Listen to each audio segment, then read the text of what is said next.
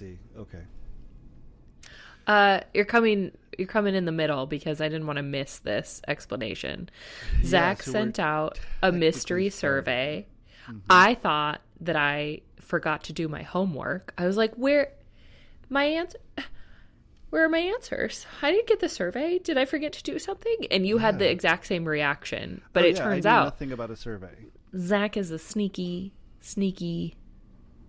biatch and just like sent out some questions about our workspace in Sioux City. And so we're going to chat about that later on. But first, so I wanted to. Hi. When you were like, well, when I'm like, let's record this. This will be funny. Yeah, I mean, most of the time I don't know what's going on in the office. Like the number of your things face, you're like, without me knowing anything. A survey. Yeah, because Zach just drops like, well, part of this is in response to some survey results we got, and I'm like, survey? Who was surveyed? Who's talking about our office? What's going on? What's happening? So it's like Family Feud. We asked 8 Sioux City employees, can I see standing desks? Show me standing desks. That was your contribution. You really wanted the standing desk. I did, and you know what? Well, you can talk about it in a minute. We can talk about it in a minute, but we got to get into the intro, I think. Yeah, I know. Do you want to hear about a Coronarita? I think... Sure, we can just jump right into the cocktail. Why not? Zach did a really nice job of formatting our notes for us, and we are all over the place with these things so far. So I'm all over the place all the time. Coronarita, I was aware of this survey because it was controversial. It was selected by several team members from our Sioux City office. Yes. And is allegedly a team favorite. Now, I float between offices and clearly don't count on this because I'm not a beer person. I love a margarita. So what I have found is like when your margarita is made of like green and tequila and salt on the rim, the Coronarita balances out the sweetness more than like a bottled margarita mix. If I'm going to have like a traditional actual margarita that's made from like lime and simple syrup and tequila, I don't need the... You don't need the beer. Well, I don't need the cutting. Yeah. So what kills me is I was like at a bar and I was like, what is the skinny margarita? Like, what is that about? And they're like, oh, it's just lime and tequila and triple sec and a little bit of simple syrup. And I'm like, but that's a margarita. That's a margarita. They're like, no. We use our mix for this other one. And then it's got like 150 calories. And I'm like, and okay, it's like, fluorescent green. Yeah. I'm like, then you're dumb. Before we get to the Coronarita recipe, though, which is, I mean, it's spoiler margarita with a Corona bottle upside down in it. But our margarita, so I am super excited because Trader Joe's has their jalapeno limeade back. It's your time to shine. So if this just tells you how much Brian knows me, he came back one day from a grocery trip because sometimes I just opt out of grocery trips. I'm not there's people there. I don't want to deal with them. It's a lot of stuff. Sometimes I go, but sometimes I don't. So he came back because he was over there for a haircut or something in that part of town. And he came back with literally a case, 24 bottles.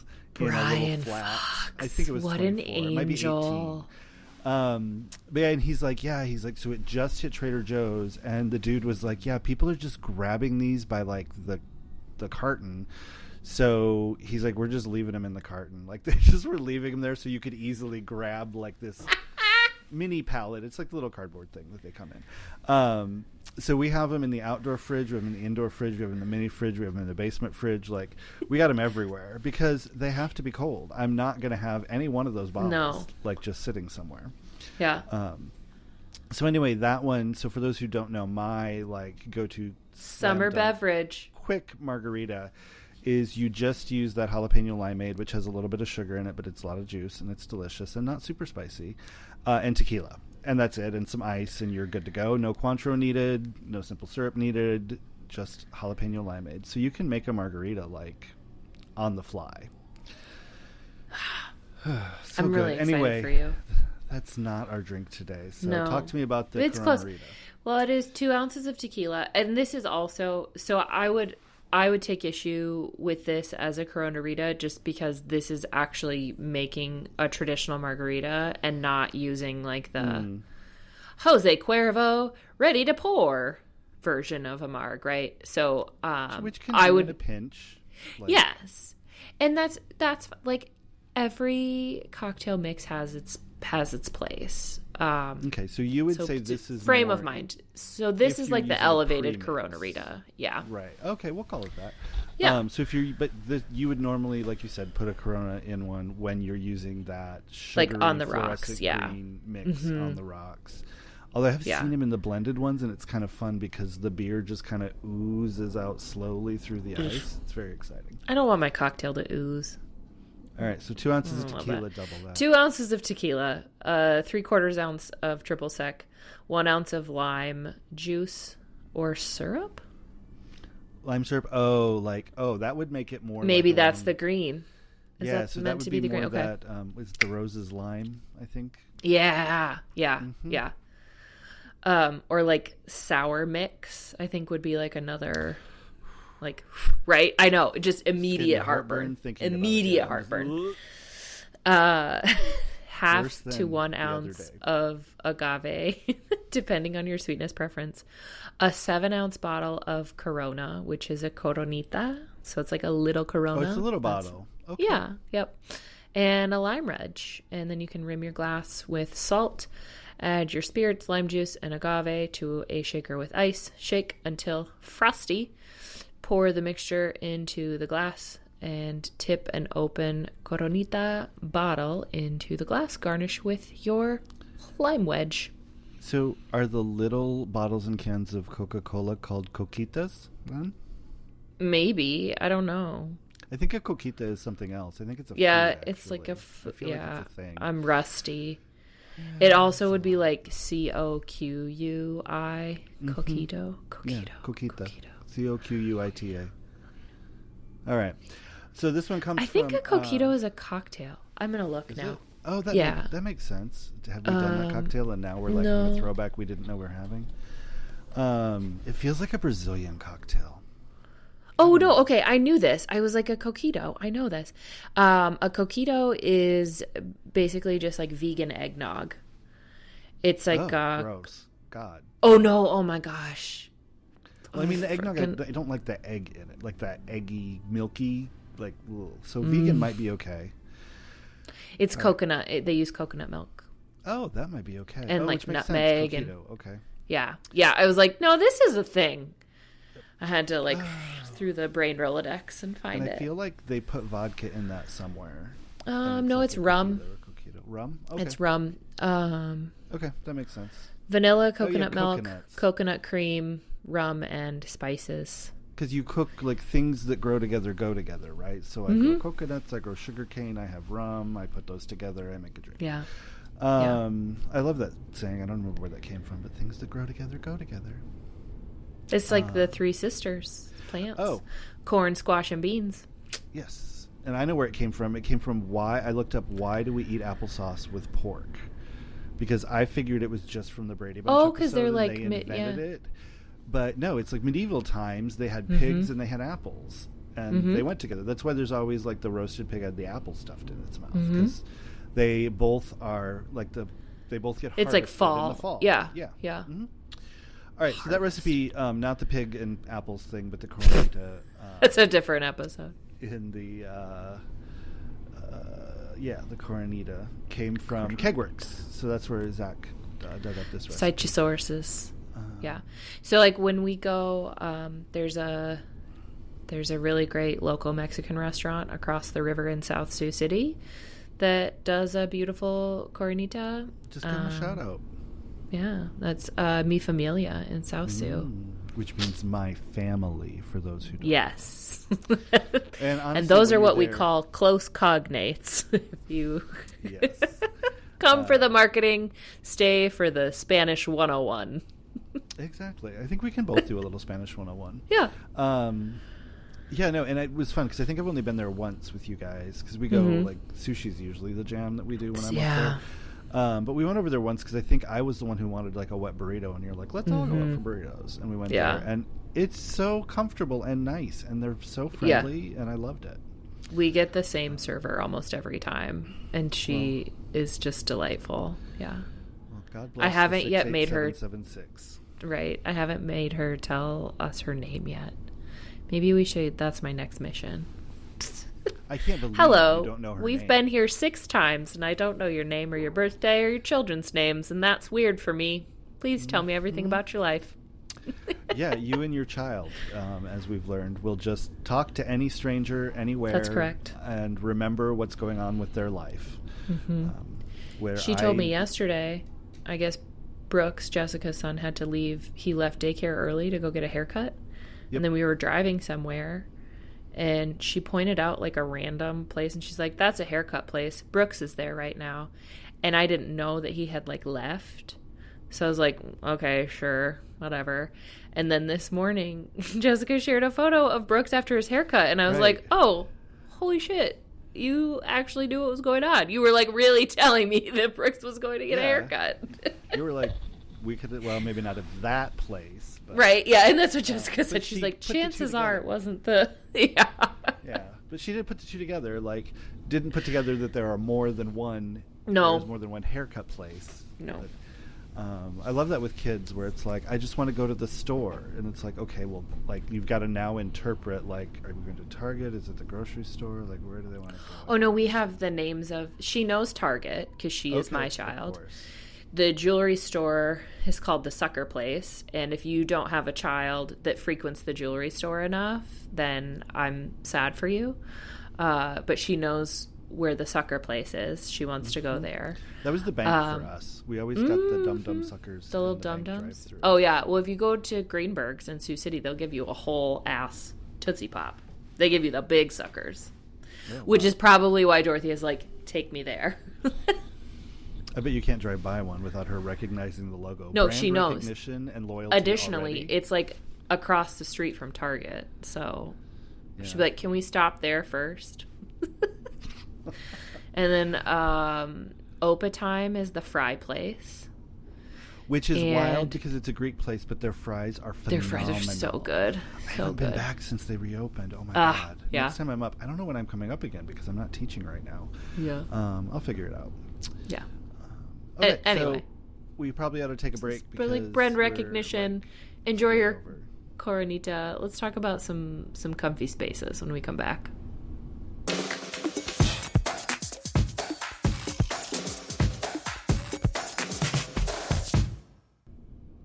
We're back from our dance break. Rich and I are reading our homework that we didn't get invited to complete. The little red recording light is on. I was like still staring off into space, like with my finger in my mouth. What do I do? Yeah. Well, I think this intro part, I'm curious about this. How did we decide, like I had anything to do with it? How did you and the leadership team decide on this location and building in Sioux City? So we're talking about our office in Sioux City. Correct. Above Council Oak Supply Company. Supply Co. Yes. And 101 West 3rd Street. It's not private. No, but how did you yeah, right. Our local SEO should be optimized. Pretty good. Though I think it was like Bing still had us on Court Street, and I'm like, that's like 4 offices. 4 addresses ago, yeah. So how did you decide on this location and this building? So we turned this location down 3 times. Thrice. And before we actually signed the lease, because we weren't looking to lease, we were looking to buy. So our goal, because we're very community oriented and we want to help the communities we live and work in thrive and all of that, and same thing for our clients who are outside of Omaha or Sioux City. And so we were looking at buying a building and renovating it. So our goal was to have some sort of retail in the street level that we could lease, and then have a second floor that we could renovate for ourselves. And we found a really good building, and we were going through some of the financing, but the owner of that building just wouldn't flex on anything. And if you've never done commercial property, there's a couple things. So one, you have to have a much larger down payment than you do on residential.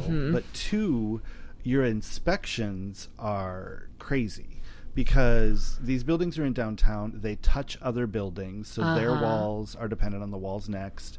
They're, we're on a river with we've got a very high water table, so the basements, which they have to be like checked and looked at. And so your inspections, on your house, like when you do a house, it's like what, like $600 or $700 to get an inspection, something like that. I think the last one we did was like $850 or $1,000. So I mean, like not nothing, but not in terms of house purchasing. It's drop in the bucket, right?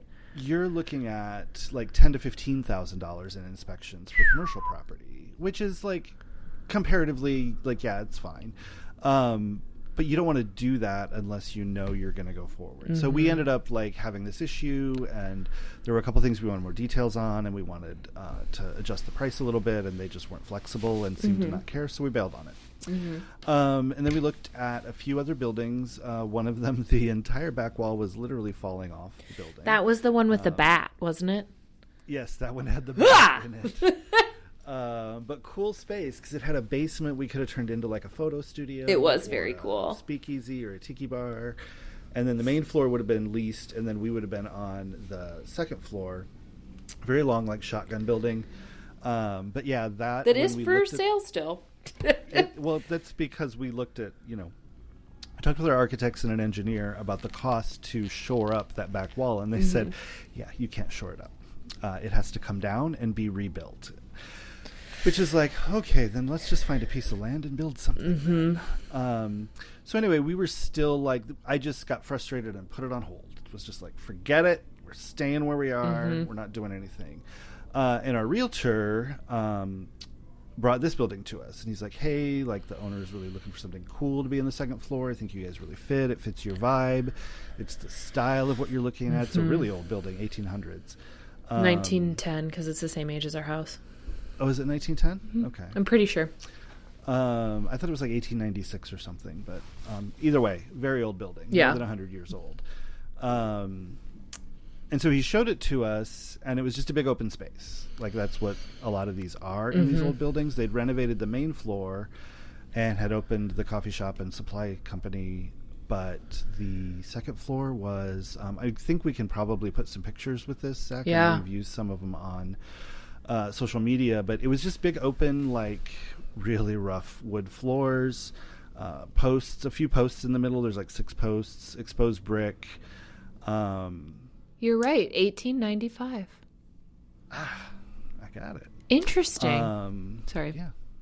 I had to know. But I looked at it and just thought like, yeah, it's a great space. It's really cool. I can see us building this out, but why do I want to put $30,000 or $40,000 into building out a space that I'm not going to live in like forever or own? Like it just doesn't make sense. So we passed, and they came back and we passed, and they came back again and we passed. And then I was just like, fine, I'll take Jesse and Jessica and we'll look. So, and we quite literally crawled up scaffolding. That's right. There were no stairs up the front. Stairs. And wasn't it like August? It was like hot. Yeah, it was hot and awful. It was super hot and gross. And so we climbed up, and like I think they were as blown away by the space as I was, and we just had a really long talk. Like, are we going to do this? And we went back to the realtor and said, look, if I'm going to build out this space, like with our dime, I want some concessions. And, not to give away everything, but we came to a really good agreement with our landlord on what we would build out and the permanent things like that would stay if we were ever to leave. Though we're also in a 10-year lease. So right. We do have an out at 5 years. But I don't. We're like half. Has it been 2 years? It'll be 2 years in. I think so. Or is it 3? I don't know. I have no concept of time. I don't either. We're at almost 5 years on our Omaha office. We just crossed 4 years there. So it must be 2 or 3 in Sioux City. I think it's 2. Oh, no. I think it's 3 because I think our rent has gone up twice since we've been there. It goes up annually. Okay. So anyway, saw this space, had some good visions for it, and we just decided, okay, fine, we'll lease this. Yeah. The other big piece was the lease didn't start until we needed to occupy, and actually it was 30 days after we occupied. We got a month free at the front to do some build out, which was really nice. Yeah. I think what's great about this space is that in terms of like the relationship that we have with the landlord is that they are also very community minded. I mean, they've done a ton of revitalization work. They're still doing more. They're building a distillery, aren't they? Brad is really passionate about Sioux City and making cool stuff happen here. And I think that has just been a nice effervescence of I don't know, goals for our community. Yeah, and I think that's part of what kind of sold us on it. I spent quite a bit of time like just chatting with Brad about it. And it's like, okay, so we want to improve the community. And maybe we do that by leasing this space and helping like fund his other efforts instead of us literally owning our own thing. It's like mutual aid, right? Like our effort towards this can be built upon by someone with additional capital, which is, I mean, really the struggle in any expansion goal almost always is having if I had the known cash him flow beforehand, I probably would have gone to him for some capital on a building of our own and had to go in on it for the first 5 years or 10 years and whatever. Because when we were looking at, honestly, the retail would have paid the lease on the entire building, like the mortgage, and it would have been nice. But we also would have been landlords and then in charge of like furnaces going out and things like that. Gross. Don't own like even owning a home. It's like, whoa. When we talk about like what in that early stage, what was exciting to you, what inspired you in the like layout and design, furnishings, fixtures? So I could instantly see kind of where things were. Obviously the desks were going to be by the windows. We were going to have the kitchen had to be toward the back because it backs up against the bathrooms. And water. The downstairs kitchen is under there for water. Important. It's not even the water; it's always the drainage that's tricky. You can run water anywhere, but the drain is really what out the side of the building. Right. That's what they would have done in the 1800s, right? Just dump it out the side. So I think it was that it easily carved itself up as we needed it to, but we wanted a big open concept. And it was a great big open concept with logical areas for where different functions should be.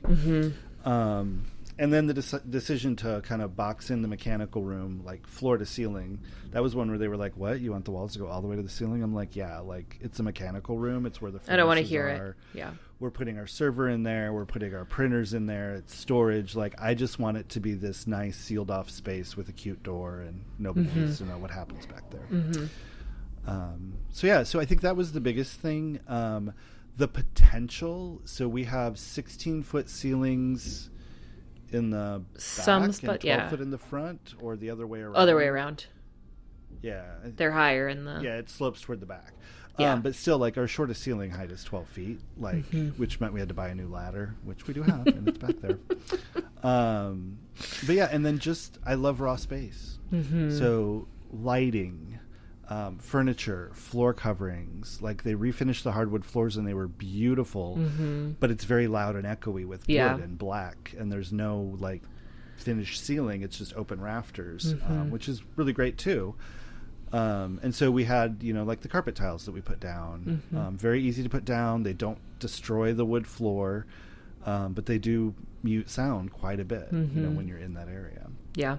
So, and just the ability to work with an interior designer at an architecture firm and talk to them CMBA about like, Architects. Yes. Yeah. Name drop. CMBA they did a so great job with this. And the like zoomy walkthrough video that they gave was so helpful in like conceptualizing what the space would look like. Best if part you're of that not video, they had an intern do it for us, so we didn't have to pay for the video. Those angels. They take such good care of us. Paying for people's time, because that's how we make money too. But yeah, no, they were fantastic and love them a lot. And I think it helps, and this kind of might get into where we go. They know our culture from being a client, and we know theirs, and we match really, really, really well. Like I think any one of our employees could sit down at a desk in their office and feel comfortable and at home. Like, not with the architecture stuff, they couldn't do the job, but they could work from that environment and feel good. And their environment, their environments actually are very similar to ours. They have more offices than we do, but they have open spaces as well because architects need a lot of room to like spread out and do things. So that was fun. So let's talk about this survey. So this is what I was holding. That we didn't get to do. I was like, Zach, why didn't I get to do that? He's like, you're going to do it live. You're going to do it right now. It's like, oh, okay. As long as I have an opportunity to provide feedback, I'll be happy.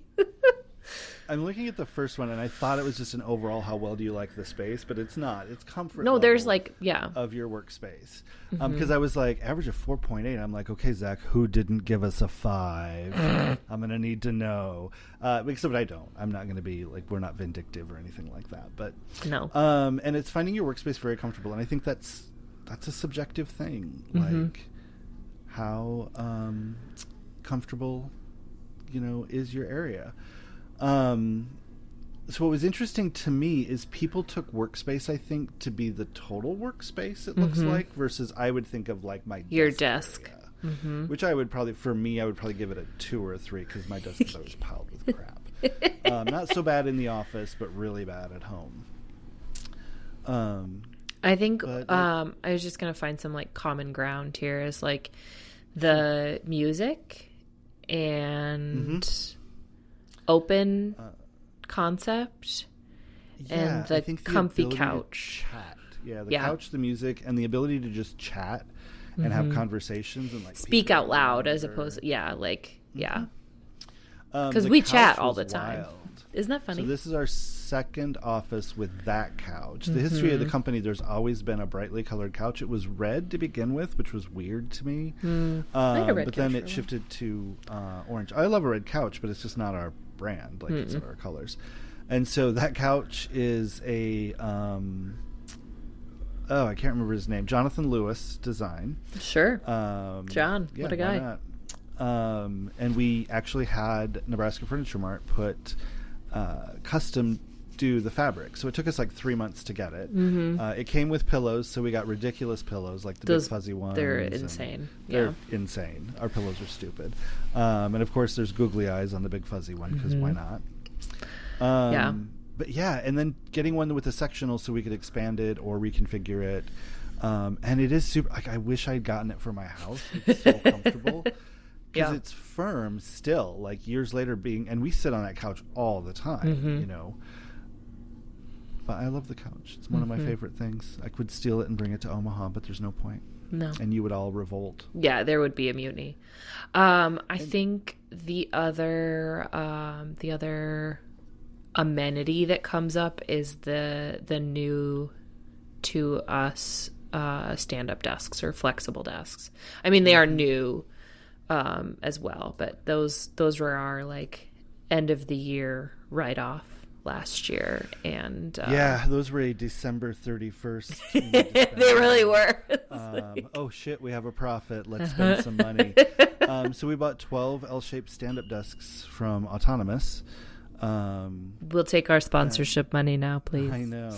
Please send me money. But I think that's what my desk is here too. I don't know, maybe not. I have no idea. But so the idea was we wanted something that looked good in the space and not super generic, but we had a couple of people requesting stand-up desks, and honestly, legally, from an ADA standpoint, you have to honor that. And so we can either get you... Oh, yeah. Like ergonomically, or like what is the... Yep. Yep. So a lot of companies will get you the thing that goes on top of your desk that your laptop sits on, and it just lifts up. I hate those things. They're the bane of my existence. They're also really ugly. I never want to use one or see one. Exactly. So the only compromise we had is Jesse is a little OCD, so I know he wants to make sure all the desks are at the exact same height at the end of the day. He's not... He doesn't care about it during the day. Everybody doesn't have to sit and stand together. Jesse believes strongly in everything having a place. And like that the things should go back to their place when we're done using them. And I admire that deeply about him because I don't always have it.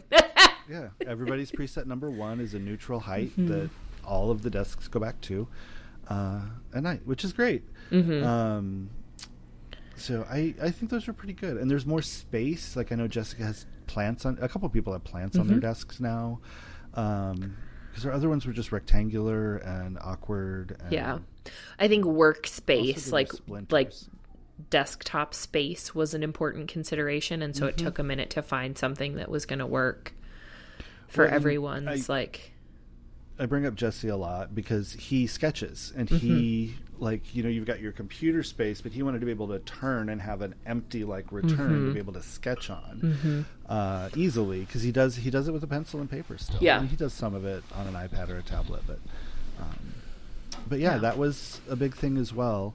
And I think having a space for the desks, because the original design, I don't even know if you know this, was for glass offices along the windows. And so we would have had, I think it was 6 glass offices along the windows, something like that. And I was like, no offices. Interesting. And then we wouldn't have been able to fit as many people. So we can get 12 people very comfortably in that kind of third of the office, the way that it's laid out now. And I kind of like it that way. Yeah. It's better. Yeah. One of the things that I have really loved, just in the last week and a half, I bought a walking pad to go under. So this morning I walked a mile while I caught up my timesheets. Can you believe that? Who is she? Exciting. According to the treadmill. I don't know if it was actually a mile because I have a weird stride. I'm much taller than, so maybe it was more than a mile. Yeah. So the other thing, I think, music, I was trying to think if we did a podcast on our music, but I don't think we have. I did a culture post on our music and how that works. But I think it's really rare and interesting because we had a guest in our office yesterday. I was up in Sioux City. We did some social media stuff with beverages, some content production, and brought our proofreader, who doesn't work with us. She's an independent proofreader. If you need one, we're happy to recommend her. She's spectacular. And she sat next to me and she was asking me questions the whole time, quietly, do you like country music? Because we had country music on the speakers. And I'm yeah, I'm good with country. It's just whatever. I'm give it an hour, it'll change. And then the space is so cool and comfortable. And I'm yeah, we really did put an effort into it. And how big is this space? And I'm 3,300 square feet. Because when you pay by the square foot, you know how big your space is. But the music, anybody can change the music. You got to give it a shot, whatever's up there. You can't if somebody puts on pop and you hate pop and want country, you can't change it right away. You've got to let it ride with whatever's going. Yeah. But if it's been some time, anybody can change the music, and we've never had a music fight ever. No. Well, and I think the other thing is that I've been here. We also all have headphones. So I have found in my last probably 2 years here, especially since we've moved to the new space, that I focus better if I have my headphones on, because it's the adult version of the folder tent, because otherwise I will just spend all day talking to my neighbor. So that's true. So it's you can choose your own music, or if you want to be in the discussion, you just listen to whatever's on. And some folks just get so focused on what they're doing that they zone out. Megan, when I'm up there, is right across from me, and I'll say something and she won't respond, and I'll be oh, she must have her headphones in. No, she doesn't. She was just super zoned in on what she was doing, and she not dials paying attention in. to anything else. I do not have that capability. I don't have the tunnel vision for sure. I love this. The next question actually really plays into this nicely, is rating the overall impact of the space on your productivity. And so I resonate with this well. I didn't think that I would, but coming back after the pandemic is I'm more productive in the office because I don't have the tunnel vision. So it's even worse at home when I'm oh, I should load the dishwasher and then do some laundry and then do this other thing. And then I got to answer the front door because there's a delivery. And there's all this other stuff that happens at home. And so this response is being in the office can put me in the mindset to be more productive. And then I like this too. If questions arise, we can ask in person instead of waiting for a response in Slack. I mean, that was really to the very first thing about getting an office. Our number one thing through COVID was because we got this office afterward, was we could just not have an office. And what a cost savings that is. Yeah. Yeah, it's a huge cost savings. Yeah. But overwhelmingly, all of you were like, no, like we like each other and want to get together and want to get out of our houses. And so it's like, okay, like, well then for the next 10 years, this is where you're coming. I think the other thing about the productivity, and one of the things I notice is people talk about like, I can work from a different space. So we have, you know, it's a big open environment, but we have designated spaces. There's the lounge or living room, like where we do our big meetings. And we've got our couch, and we've got a table behind it so we can have a lot of people. We have our long 12-person high-top dining table that could actually probably take 4 more chairs if we really looked at it. Where we eat lunch or have big meetings, or just sometimes people just stand there and work. I've seen that a couple of times. The bar has bar stools, and you can work there, and there's also power. Then we have our little 4-person conversation square where you can just sit and chat. You can go down to the coffee shop and work down there. They've got couches and things. Or you can say, forget it, I need to play, and play is an important part of your day. And do darts, or you can do pinball has been more common. Jesse was playing pinball at lunch today. He was aiming for a high score. Coming, I promise. That's so. The original renderings had a skee ball machine, and I was just like, oh my god, that's so great. And I found one, but the price keeps fluctuating so crazy on those things, and so I'm waiting for it to fluctuate back down. But it will come at some point. With Google Alerts just set that. up.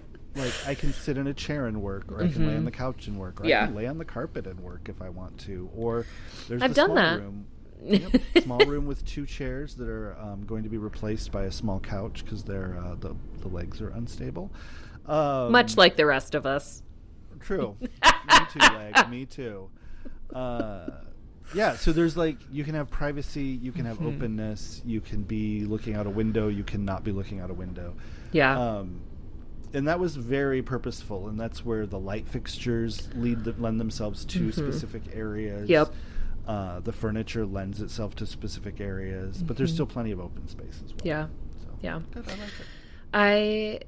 I love this question. The last question is, what is your favorite part about the office? And I would say the people that are here as well. We did get a new desks. Yeah. Yeah. It's a big deal. Like it is. The desk transition was a huge deal. Yeah. What's funny is that like we spent time, like we put them all together, and so it also became like a team building exercise. That like one Friday the desks got delivered, and it was like, all right, everybody, show up in your workout clothes because we're gonna lift some shit up the stairs. And then it was like very much an exercise of like, okay, this person is doing this. Jesse is telling us all the instructions because he read everything and like has the pieces all laid out, and like, and nobody got snippy, nobody got like butthurt. It was great. Yeah, and I think the fun thing is whenever we order something big like that, like a vendor, if it's coming on freight or whatever, they're like, so talk to me about the space and the door and blah blah blah, and I'm like, oh, there's a loading dock, right? A giant garage door that opens, and they're like, well, oh, okay. And then I'm like, yeah, and our landlord has a forklift if you need him to like help, and they're like, holy cow! Like, the one drawback, like, this is great, was that we had to haul all of the pieces up the stairs ourselves. So poor Jesse and Riley, like, I did a few. I carried some of the lighter pieces, and I was like, I felt invincible for the first 2, and then I did like 2 more, and I was like, nope. I'm out of shape. And that is the drawback. That is the downside to it. But, you know, it worked. It worked out. I think the other thing that people talk about a lot is our space and our culture merge well and they mesh well. Like there's enough space where you're not on top of each other, but it's also we're still together and can hang out and chat, and you feel kind of unified there.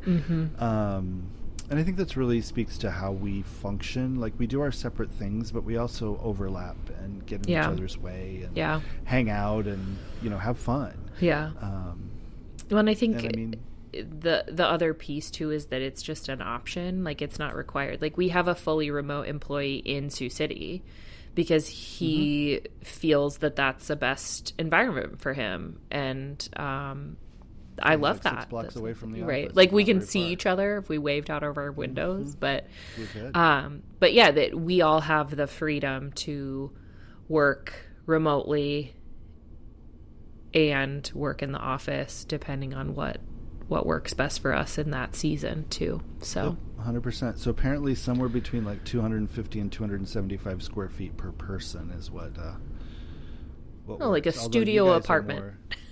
Yeah, you guys, well, that's if all of us are there, I guess, if all 12 of us that's there. true. You guys are usually only five or six in the office. 6? Yeah, would be the ones who come regularly. Full, yeah. So you're at more like 510, 520 square feet per person. That's actually like 300 square feet is like a dorm room, and 500 square feet would be like a studio apartment, probably, right? Does that feel about right? Okay, so if you had 5 roommates, you would need a 3,000 square foot house to be comfortable. Probably not. I think I'm beyond the 5 roommates section. I know. I was like, that math actually works out about right, depending on how many bathrooms you have. Because I'm like, that's about what our finished home square footage is, and that, I mean, like, we could probably be comfortable with. Yeah, and you think about, like, you know, whenever I've had roommates, like, you just need enough bedrooms and enough bathrooms. Like, that's kind of your so you don't have to thing. Yep. But then, like, one of the places I only had 1 roommate, but we had 2 living rooms because of the way it was laid out. It was a formal dining room, and we're like, we're not going to go buy a dining set. Like, we have a dinette in the kitchen. It's fine. Yeah. Also, you eat on the couch until you have children. Yep. So we had 2 living rooms, and it was great. And, like, anytime we had parties, it was so fantastic. Yeah. All right. Well, I think we've nailed it. I was just like, this was a fun chat. I love this. I also like anytime we can talk about how great we are. Talk about us. Yeah, good job. Pat us on the back. Good job, us. We're doing great.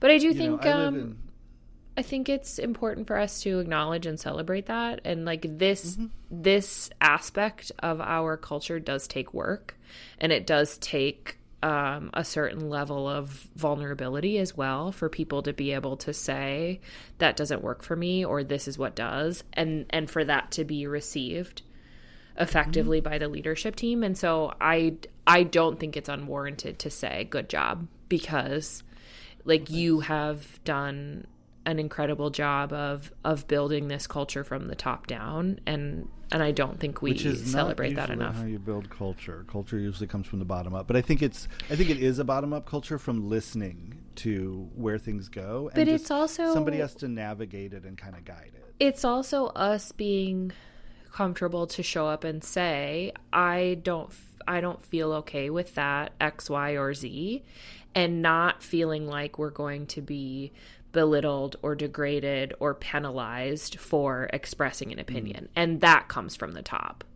So I would rather have more opinions than anything, like even if I don't like them. You've come to the right place. Exactly.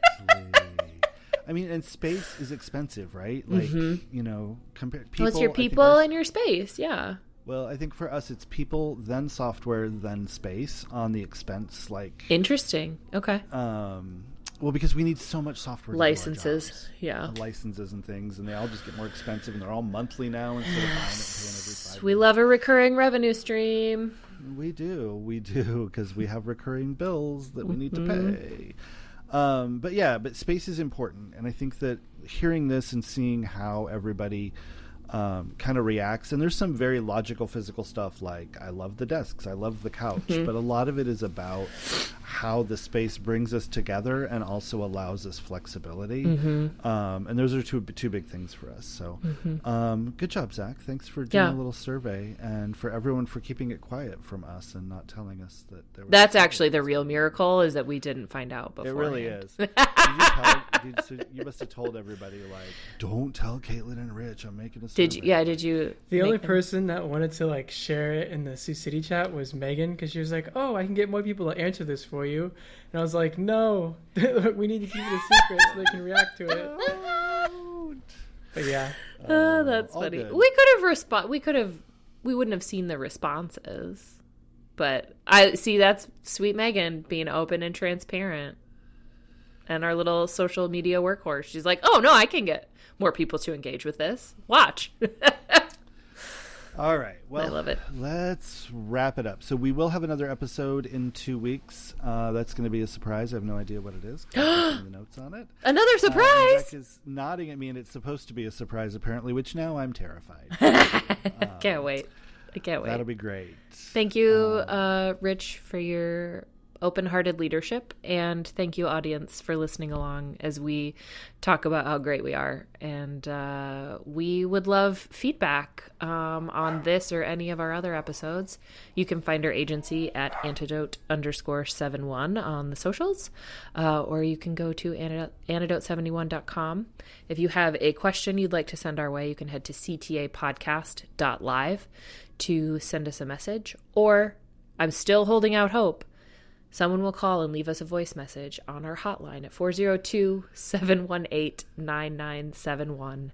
And your question will make it into a future episode. I'm talking to you. If you think I'm not talking to you, I'm talking to you. Call us and leave us a message. Trying to make voicemail happen. It's not going to happen. Engineered it with isn't it all of your aunts who listen to us? Is that my mom's friends from high school. Yeah. And so potentially some of my aunts, for sure. Yeah. Okay, Carol, I'm speaking to you and your friends from high school. Call in with a question. 402-718-9971. Or you could be a tangent part of it and call in with a really funny story about Caitlin. Do it. I have no shame. I would love to hear that story. All right. We will see you all next time.